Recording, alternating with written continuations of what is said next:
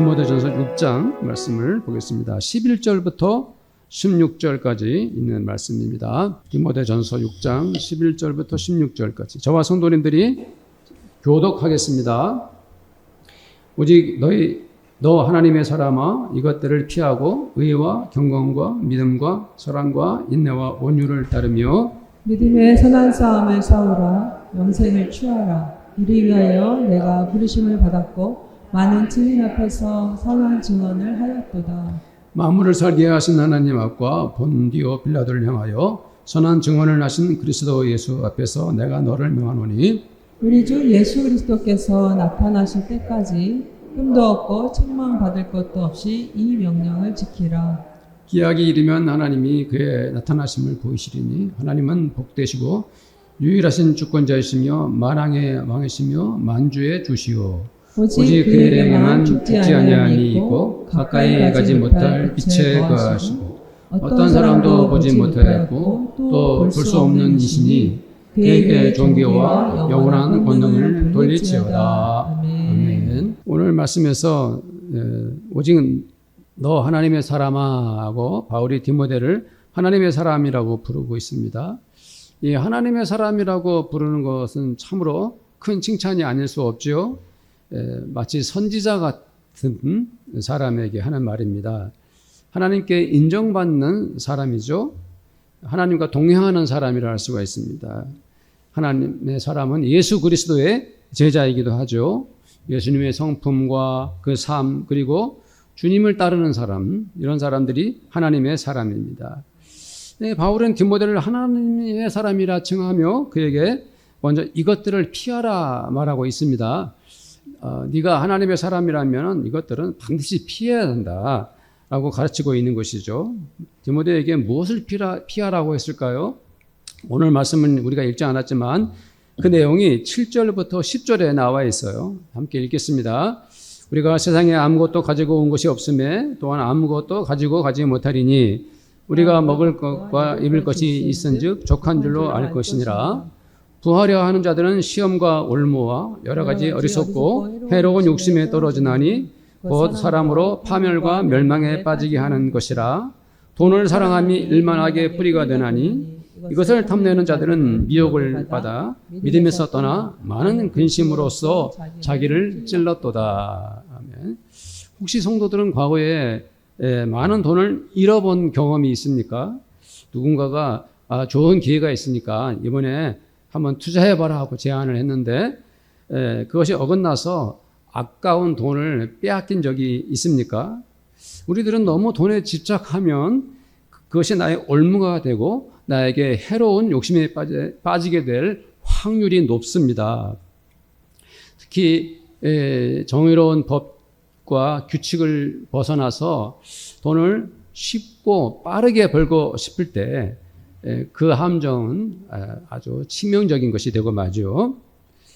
우리는 하나님 앞에서 물질을 어떻게 벌고 또 어떻게 소비하는지 하나님께 기도로 아뢰어야 하는 것입니다.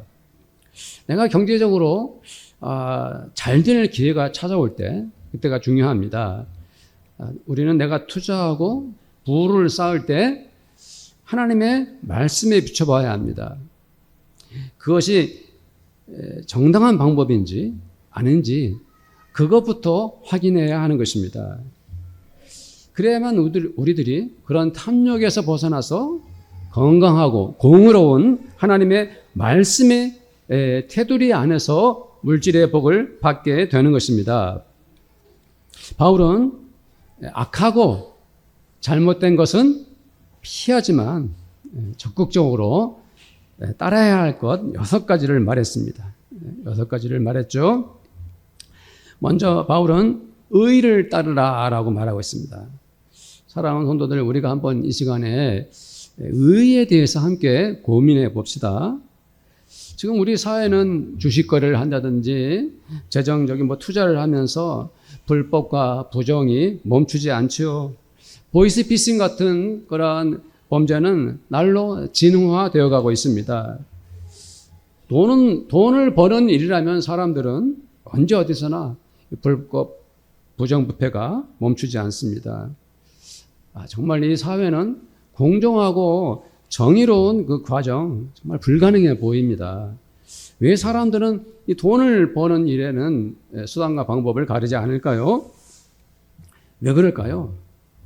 왜냐하면 그들은 그것을 죄라고 여기지 않기 때문입니다. 그들은 불법을 행하는 한이 있더라도 돈만 모으면 된다고 생각하기 때문이죠. 그래서 그들을 막을 방법이 없습니다. 억제할 길이 없어요. 오직 법적인 증거만이 그들의 범죄를 막아낼 유일한 길입니다. 그러나 우리 그리스도인들은 왜 정직해야 합니까? 우리는 왜 무엇 때문에 법을 지켜야 합니까? 그것은 바로 하나님은 공의의 하나님이시고 정의로운 분이시기 때문에 그렇습니다. 그렇기 때문에 하나님은 우리들에게 의로운 사람이 되라 하셨습니다. 하나님께서 의롭기 때문에 우리들도 의로워야 하는 것입니다. 신명기 32장 4절 말씀을 함께 읽어볼까요? 시작. 그는 반석이시니 그가 하신 일은 완전하고 그의 모든 길이 정의로우시며 진실하고 거짓이 없으신 하나님이시니 공의로우시고 바르시도다. 하나님이 이런 하나님이세요. 하나님은 이 공의와 정의의 하나님이시기 때문에 우리들에게 이 말씀을 하고 계신 것입니다. 시편 11편 7절 말씀도 한번 읽어봅니다. 여호와는 의로우사 의로운 일을 좋아하시나니 정직한 자는 그의 얼굴을 배우리라. 하나님은 의로우신 분이십니다. 정직하신 분이십니다. 그러므로 우리 성도님들, 우리 그리스도인들은 하나님이 의로우신 분이시기 때문에 우리는 법 없이도 살아갈 사람이란 칭찬을 받아야 하는 것입니다. 하나님의 공의, 우리 주님의 정의를 이 세상 속에서 실천하는 성도들이 되기를 바랍니다. 바울은 이어서 경건을 따르라 그랬습니다. 경건을 따르라고 디모데에게 편지했습니다. 사랑하는 성도들, 경건은 하나님과 사람 사이의 관계에서 시작됩니다. 내가 다른 그 어떤 것보다도 하나님을 경외하는 것을 제일 우선순위에 두고 살아가는 것이 곧 경건입니다. 하나님을 의지하여 주님께 기도하는 것이 경건이 아니겠습니까? 하나님의 말씀을 읽고 듣는 것을 즐거워하는 것이 경건입니다. 주님의 말씀을 묵상하는 생활이 바로 경건이죠. 어린아이가 이제 누워 있다가 나이가 들면 시간이 가면 처음으로 뒤집기를 하고 나중에는 일어나 기어다닙니다. 그리고 마침내 발을 딛고 걸음마를 시작합니다. 그러면서 아이가 이제 걷기 시작하면서 건강한 사람으로 성장해 갑니다. 사람은 걸으면서 인생을 살아가는 것이죠. 걷는 것이 별것 아닌 것 같지만 그것이 우리 삶의 기본이고 우리 평생 살아가는 기초가 되는 것입니다. 그러나 사람이 걷지 못하면 그 인생이 어떻게 되겠습니까? 사랑하는 성도들, 우리 신앙생활의 기본이 무엇입니까? 우리 믿음의 기초가 되는 것이 무엇입니까? 그것은 바로 경건한 생활인 것입니다. 우리가 날마다 걸음을 움직여 살듯이 경건 생활이 바로 우리 신앙생활의 발걸음이 되어야 되는 것입니다. 경건이야말로 믿음의 기본이고 가장 중요한 기초가 되는 것입니다. 이것을 우리가 행동으로 옮기지 않으면 신앙생활을 할 수가 없는 것입니다. 하나님의 말씀을 묵상하고 읽으며 무릎 꿇고 기도하는 경건한 성도님들이 되시기를 축복합니다. 시편 1편 1절 2절 말씀을 함께 읽겠습니다. 복 있는 사람은 악인들의 꾀를 따르지 아니하며 죄인들의 길에 서지 아니하며 오만한 자들의 자리에 앉지 아니하고 오직 여호와의 율법을 즐거워하여 그의 율법을 주야로 묵상하는도다. 아멘. 그리고 바울은 디모데에게 믿음을 강조하고 있습니다. 네, 믿음. 사랑하는 성도들, 하나님을 믿는다는 것은 무엇을 의미할까요? 우리들이 말하는 믿음은 도대체 어떤 것일까요? 며칠 전 아주 희한한 뉴스를 기사로 접했습니다. 한 남자가 10몇 명의 여자들과 친하게 지내면서 신뢰를 쌓은 후에 투자를 유도해서 수십억 원의 피해를 입혔다고 합니다. 아주 친절하고 다정하고 젠틀한 남자입니다. 돈도 잘 쓰고 매너가 너무 멋져서 그 많은 여자들이 속아 넘어갔다는 것입니다. 서로가 신뢰를 하고 서로 진짜 서로 사랑하고 이제 마음을 터놓고 그 여자에게 제안을 합니다. 나한테 사실은 이런 돈 벌 기회가 있다. 주식 투자할 기회가 있다. 나 혼자 쓰기는 아깝다. 당신도 좀 투자를 해라.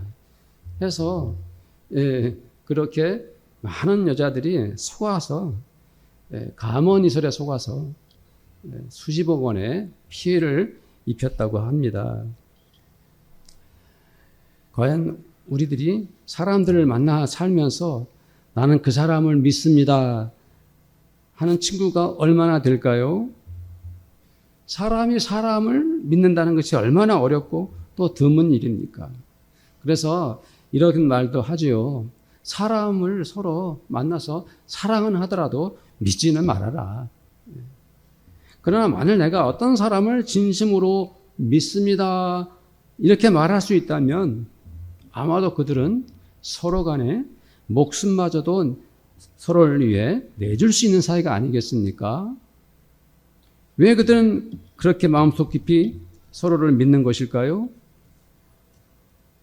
하루아침에 이루어진 일이 아닙니다. 그들이 살아온 세월을 말해주는 것입니다.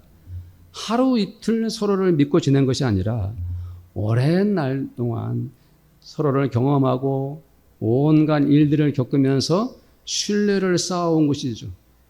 그래서 둘은 서로를 진심으로 믿게 된 것입니다. 그렇습니다. 우리가 하나님을 믿는다는 것은 수십 년 세월을 지나는 동안 하나님께서 나를 얼마나 사랑하셨는지 그것을 알기 때문입니다. 누가 가르쳐서 내가 하나님을 믿는 것이 아닙니다. 다른 사람들이 믿으니까 나도 그들을 따라서 하나님을 믿는 것도 아닙니다. 그렇습니다. 하나님을 믿는다는 것이 강요한다고 가능하겠습니까? 하나님을 믿는다는 것을 설교로 설득할 수 있겠습니까? 내가 하나님을 믿는 것은 오직 하나님과 나 사이에 겪었던 그 모든 사연들과 그 숱한 사건들, 그 온갖 은혜들이 가득해서 나는 하나님을 지금도 믿고 있는 것입니다. 나는 그저 하나님은 나의 하나님이시기에 하나님을 믿을 따름입니다. 하나님은 전능하신 하나님이시기 때문에 나는 하나님을 믿습니다. 하나님은 창조주 여호와이시기에 나는 하나님을 믿는 것입니다. 하나님께서 우리 죄를 사하시기 위해 우리 주님을 십자가에 내어주셨기 때문에 나는 우리 하나님을 믿습니다. 또 우리 주 예수님을 나는 믿는 것입니다. 사랑하는 성도들, 하나님을 온전히 믿으십시오. 우리 주 예수님을 마음 다해 신뢰하십시오. 어떤 환경이나 상황에 얽매이지 않고 무슨 일을 겪어도 우리 하나님을 믿으십시오. 이 시대는 하나님을 거역하고 예수님을 부정하는 시대에 우리가 살아가고 있습니다. 이 안타까운 세상에서 사랑하는 성도님들, 저희 모두가 그리고 제가 오직 하나님을 믿는 그 신앙으로 살아가기를 축원을 드립니다. 그리고 바울은 디모데에게 사랑을 말하고 있습니다. 사랑. 2000년 전 그리스 로마 사람들은 사랑이라는 말을 여러 각도에서 사용했었습니다. 그리스 로마 사회에 그 사랑의 개념에는 에로스가 있었습니다. 에로스는 육체적 사랑, 열정적인 사랑, 낭만적인 사랑을 의미합니다. 로마의 신화에 나오는 사랑의 신 에로스에서 유래했습니다. 두 번째로는 필라라는 사랑인데 우정입니다. 동료 간에, 친구 간에 진실된 사랑을 말할 때, 형제 간의 사랑을 말할 때 필리아라는 말을 사용합니다. 다음에 세 번째로는 스토르게. 이 사랑은 바로 가족 간의 사랑입니다. 아주 자연스러운 사랑이죠. 부모와 자식 간의 사랑, 형제와 형제 간의 사랑. 이것을 바로 스토르게라고 표현했어요. 네 번째 사랑은 바로 아가페입니다. 희생적 사랑, 무조건적인 사랑입니다. 그리스 로마의 일반 문학이나 철학에서는 이 아가페라는 말을 거의 사용하지 않고 사람들도 쓰지 않았던 말인데 신약 성경에 주로 사용된 언어입니다. 이 아가페 사랑은 하나님이 우리를 사랑하실 때도 아가페라고 했고 그 아가페 사랑을 받은 사람과 사람 사이에서도 서로 사랑할 때 아가페란 말을 사용했습니다. 즉 하나님의 성품을 따라서 희생적이고 헌신적인 사랑을 할 때 아가페라는 말을 썼어요. 2000년 전에 그 그리스 로마 사람들은 필리아의 사랑도 했고 에로스의 사랑도 했고 스토르게의 사랑도 했지만은 타인을 존중하고 섬기는 사랑, 희생을 마다하지 않는 아가페 사랑은 매우 드물었습니다. 그것을 아예 모르고 살았죠. 그런 사랑은 누구도 가르쳐주지 않았습니다. 감히 입에 담지도 못할 사람이 할 수 없는 너무도 숭고한 아가페였기 때문에 그들은 그것에 대해서 무지했던 것입니다. 그렇습니다. 우리는 아가페 사랑을 행동으로 옮겨야 합니다. 바울이 디모데에게 사랑을 따르라고 했던 것은 바로 그 사랑을 말하고 있습니다. 내가 타인을 위해 희생하는 것이 아가페입니다. 내가 먼저 그를 존중하고 진심으로 섬기는 것이 아가페입니다. 우리는 하나님이 외아들을 세상에 보낸 아가페, 그 아들이 인류를 위해 십자가에 죽는 아가페, 그 거룩한 아가페의 사랑의 은혜를 받은 사람들입니다. 아가페를 실천하는 것이 너무 힘이 들고 어렵지만 우리들은 그러할지라도 아가페 사랑으로 신앙의 열매를 맺어야 합니다. 저와 우리 성도님들이 이 아가페 사랑을 따르는 은혜가 있기를 축복합니다. 그리고 바울은 디모데에게 인내를 따르라 하였습니다. 여기 인내는 이런 의미를 담았습니다. 이 단어는 단순히 참는다는 수동적인 의미가 아니라 고난 중에도 믿음을 잃지 않는 끈기, 즉 믿음을 지키기 위해 고난과 압박, 억압 속에서도 굳건히 서 있는 적극적 인내를 말하는 것입니다. 예를 들면 마라톤 주자가 달립니다.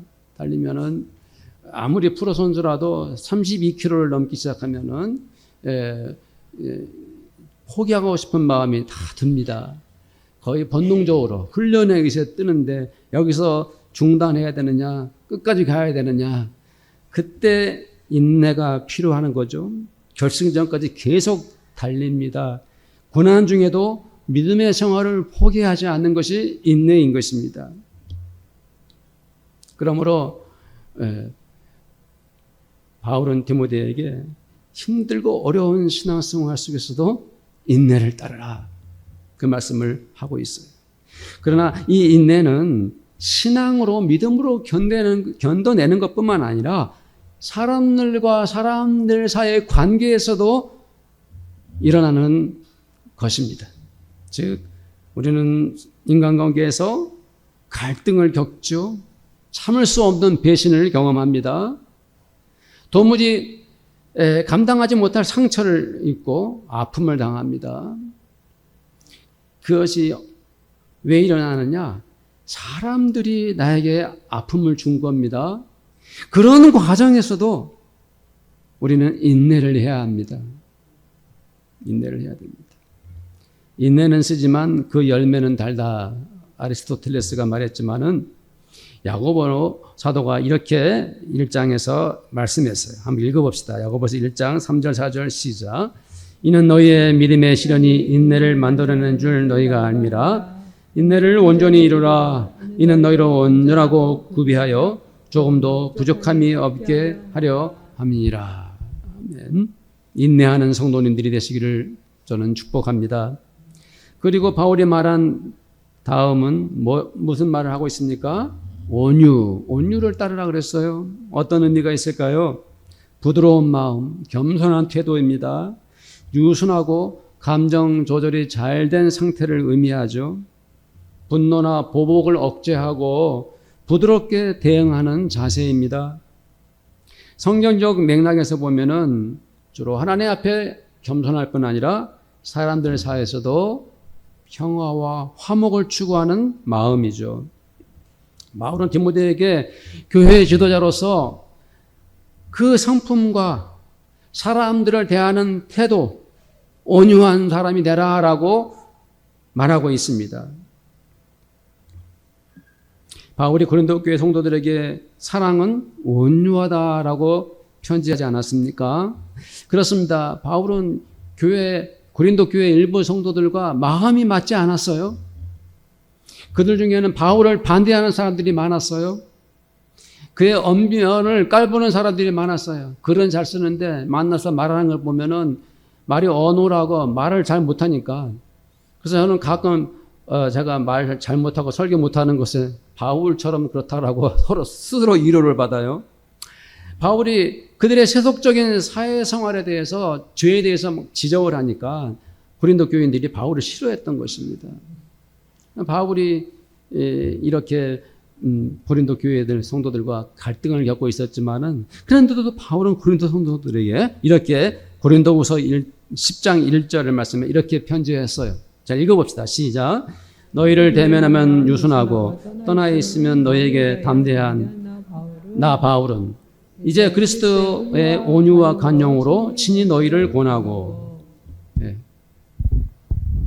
성도들에게는 상처와 아픔이 많았지만은 끝까지 주님의 온유와 관용으로 그들을 대했던 바울의 마음을 본받는 저와 우리 성도님들이 되시기를 축복합니다. 내게 싸움을 걸고 나를 힘들게 하는 사람에게도 관용과 온유로 대하는 그러한 성도님들 되시기를 다시 한번 축복합니다. 마태복음 11장 29절에서 주님께서 우리에게 친히 이렇게 말씀하셨어요. 들어봅시다. 시작. 나는 마음이 온유하고 겸손하니 나의 멍에를 메고 내게 오라. 그리하면 너희 마음이 쉼을 얻으리니. 아멘. 주님의 온유한 마음을 우리 삶 속에 실천하기를 저는 축복합니다. 그리고 바울은 믿음의 선한 싸움을 싸우라 그랬습니다. 믿음을 가진 사람은 선한 싸움을 싸우는 것입니다. 이 말씀의 의미가 뭐냐면은 하나님을 믿는 사람들이라면은 선을 위해 싸우라는 것입니다. 이 세상은 악과 선의 갈등 가운데 있습니다. 어떤 사람들은 악을 따르지만 어떤 사람들은 선을 앞세웁니다. 악은 파괴하고 고통을 주는 사탄의 상징입니다. 악은 사람을 미워하고 저주하는 행위입니다. 악은 거짓과 불법을 당연하게 여깁니다. 그러나 하나님은 선을 이루어내시는 분이십니다. 하나님은 그 선으로 사람을 살리십니다.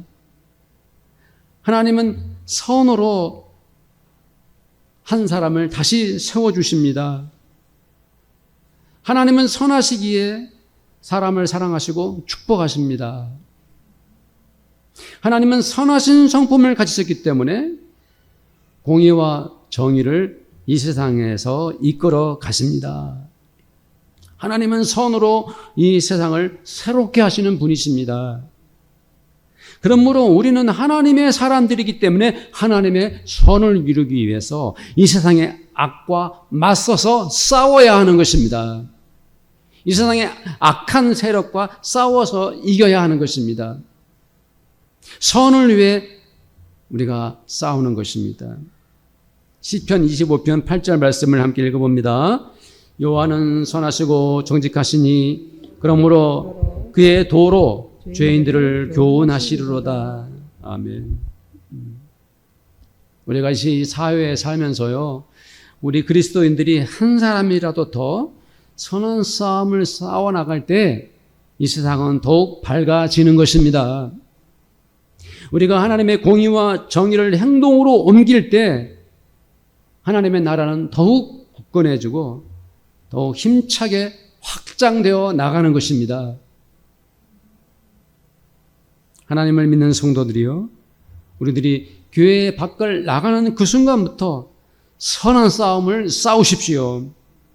하나님의 선을 위하여 온 세상에 가득한 악의 세력과 싸워 승리하는 믿음의 성도님들이 되시기를 저는 축복합니다. 바울은 마지막으로 영생을 취하라고 편지했습니다. 디모데가 누굽니까? 디모데는 바울이 아들처럼 생각하는 사랑하는 제자입니다. 바울은 예수님의 제자이기도 하죠. 디모데 또한 하나님의 사람입니다. 모두가 창조주 하나님을 믿는 신실한 신앙인들이죠. 디모데에게는 당연히 영생의 신앙이 있습니다. 그는 영생을 믿고 있지요. 그런데도 바울은 디모데에게 영생을 가지라고 말합니다. 이미 디모데가 영생을 믿는데도 왜 바울은 영생을 취하라 했을까요? 사람들에게 이런 질문을 합니다. 사람이 죽으면 내세가 있을까요? 없을까요? 당신은 사후세계가 있다고 믿나요? 아니면 사후세계는 없나요? 온갖 소설이나 드라마, 영화에도 전생에 대한 이야기가 참 많습니다. 사후세계에 대해서도 다양한 각도로 다뤄가지고 그 장면을 보는 사람들은 마음에 감동을 받습니다. 그러나 우리가 소설이나 드라마, 영화를 즐겁게 봤다고 해서 그 사람에게 질문을 해봅니다. 정말 저 영화처럼 사후세계를 믿나요? 그러면 그 사람은 이렇게 말하죠. 빙그레 웃으면서 영화와 현실은 다르죠. 사람이 죽으면 그것으로 끝이지 무슨 내세가 있겠습니까? 사후세계가 어디 있어요? 대부분 이렇게 말합니다. 그러나 일부 그리스도인들 가운데서도 천국이나 지옥을 믿지 않는 사람들이 있습니다. 내가 하나님을 믿고 교회를 다니는 것은 교회 다니면서 서로 사랑하고 착하게 살고 그렇게 신앙생활을 하기 위해서 내가 교회를 다니는 것이지 내세를 믿는 것은 아니에요. 라고 말하는 일부 그리스도인들이 있는 것입니다. 실제로 유대인들 가운데도 부활을 믿지 않는 사람들이 있습니다. 유대인들은 창조주 하나님을 믿고 전능하신 하나님을 믿는 사람들인데도 부활을 믿지 않아요. 내세를 믿지 않아요. 특별히 사두개파 사람들이 더욱 그렇죠. 하나님을 믿어도 부활도 내세도 안 믿는 거예요. 어쩌면 바울과 디모데가 살던 그 시대나 지금 우리가 살고 있는 이 시점이 서로 닮은 점이 그렇게 너무도 많은 것이 신기할 정도입니다. 사람들은 현재 살고 있는 삶에 대해서 모든 것을 걸고 살아갑니다. 지금 삶이 중요한 것이지 지금 죽음. 사람이 죽고 나면 그 후에 무슨 일이 있는 것에 대해서는 관심이 없습니다. 당신은 영생을 믿습니까? 라고 물으면 마음속으로나 겉으로 솔직히 말하면 그런 것은 없다고 생각해요. 저는 안 믿어요. 라고 사람들이 대부분 말합니다. 그렇기 때문에 바울은 디모데에게 영생을 취하라 라고 말하고 있는 것입니다. 강력히 말하고 있는 것이죠. 그것은 목회자로서 디모데에게 이 영생을 전하라.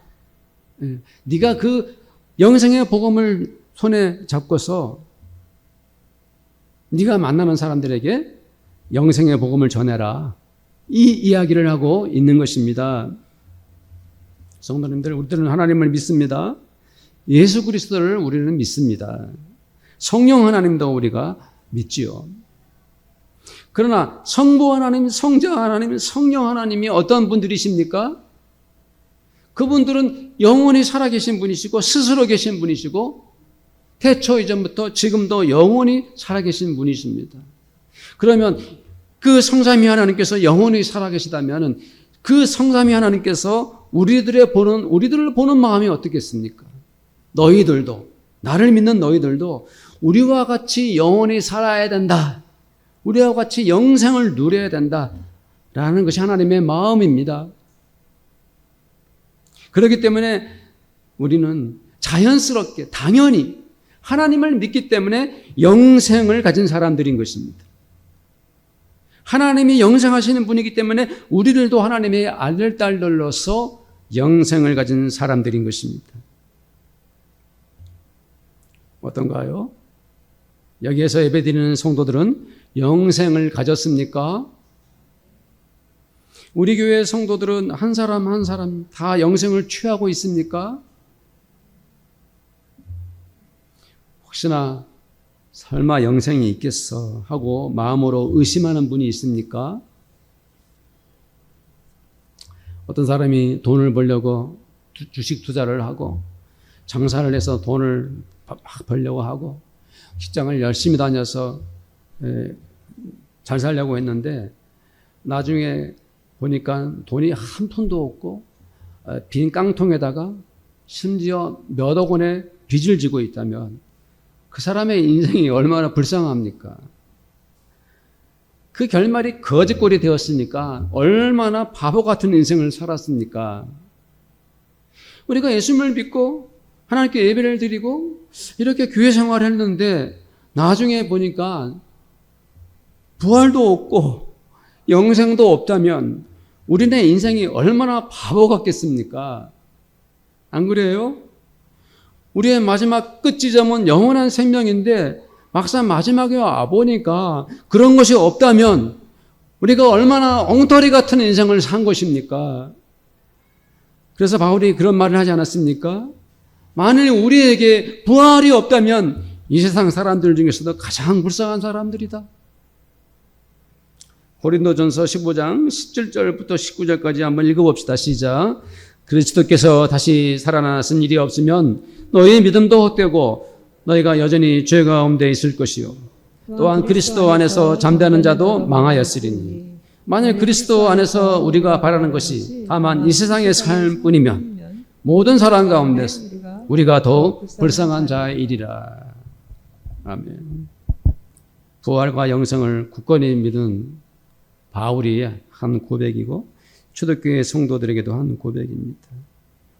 이 고린도 교회 성도들이 참 문제가 많은 사람들이, 고린도 교회는 골칫덩어리 교회예요.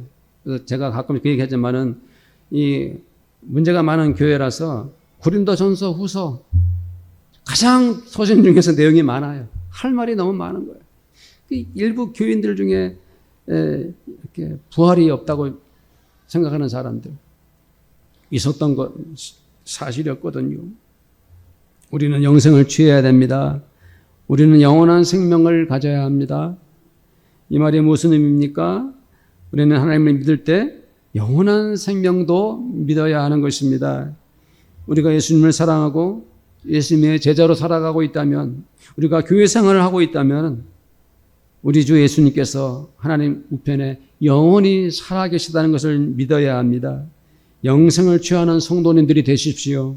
영생의 믿음을 가진 성도님들이 다 되시기를 저는 축원을 드립니다. 우리 함께 기도하겠습니다. 오늘 말씀을 생각하면서 악하고 추한 것들은 버리고 피해야 합니다. 왜냐하면 우리는 하나님의 사람이기 때문입니다. 그리고 의와 경건과 믿음과 사랑과 인내와 온유를 따르십시다. 믿음의 선한 싸움을 싸우십시오. 영생을 취하는 성도님 되기를 바랍니다. 이 말씀을 생각하면서 우리 함께 기도하겠습니다. 하나님 아버지, 우리를 사랑하시고 우리를 축복해 주셔서 감사합니다. 우리를 하나님의 아들, 딸 삼아 주셔서 감사합니다. 우리를 하나님의 사람으로 축복하시니 감사합니다. 주님, 악하고 더러운 것들은 우리가 버리고 피합니다. 하나님의 영광을 가리고 우리의 삶을 덤먹는 더러운 것들, 악한 것들 다 버리고 아버지 피해 나가고 오직 하나님을 따르는 저희들 되기를 원합니다. 주여, 하나님의 의와 아버지 경건한 신앙생활과 하나님을 믿는 신앙으로 충만한 저희들이 되기를 원합니다. 주여, 우리 마음속에 하나님의 거룩한 아가페 사랑을 주옵소서. 믿음의 경주를 하며 인내하며 아버지 이 세상을 살아가고 아버지 하나님이여 모든 사람들을 인내로 대하는 저희들 되기를 원합니다. 하나님, 우리에게 온유한 마음을 주시고 온유한 신앙을 주실 줄로 믿습니다. 주여, 부드럽고 아버지 화목한 마음을 우리에게 주셔서 아버지 안에 싸우고 다툼지 않고 미워하는 마음들을 버리기를 원합니다.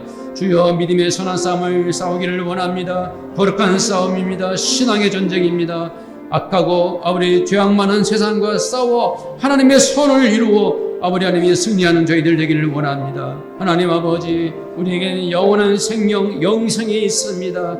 영생을 믿지 않는 성도들이 한 명도 없기를 원합니다. 다 함께 영원한 구원을 믿습니다. 아버지 하나님께서 우리에게 이 복음을 주셨사오니 오 주여, 이 시대에 이 복음을 따르며 이 믿음을 따라 살아가는 저희들 되기를 원합니다. 주여, 함께 하시고 축복해 주옵소서. 우리 주 예수님의 이름으로 기도드립니다. 아멘. 지금은 우리 주님 예수 그리스도의 은혜와 하나님 아버지의 사랑하심과 성령님의 교제하심이 오늘 함께 예배드리는 사랑하는 모든 성도들 가운데 우리 성도들의 가정마다 그리고 우리 교회 위에 지금부터 영원토록 함께 있을지어다. 아멘.